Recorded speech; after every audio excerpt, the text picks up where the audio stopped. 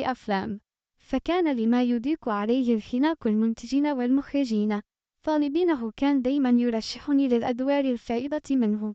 يعنى يقولهم فولد جديد طلع اسمه فريد شوقة، ابن حلال ورخيص وكويس أدى إلا أن تعاوزينه.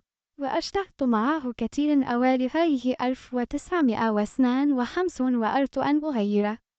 دفه حياة وبدأت أنتج من فيلم الأسطوري حسن.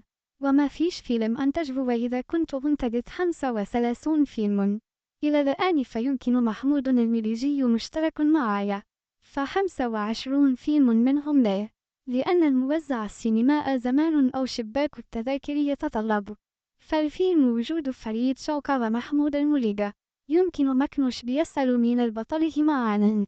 كنت أنا وهو دائما بنكمل بعض فجميع أفلامنا. وأفلامنا لاقت نجاح كبير سواء فنا وتجارة